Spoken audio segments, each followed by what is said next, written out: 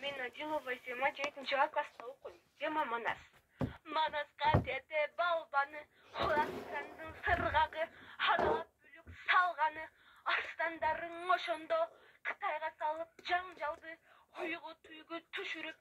түбіні чоғы жетерде, қара қалма Қытайды, түгіл қырып кетерде, ораққыр менен мускиндік, еркөңірбай нез қара, аттан түші қалышып, аттарын тартып қалғаны,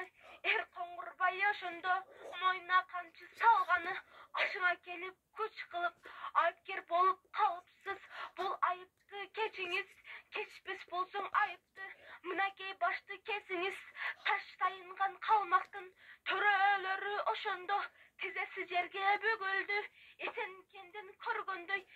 Манасқа жүгүрдү, қалмақ қырғыз теңдешип, кайра баштан элдешип, бузук кепти ташташып, тамаша кептен башташып, журт ошентип турганда, көкөтөдөн бок мурун көгө келип калыптыр, кайра баштан тирилип, тилге келип калыптыр,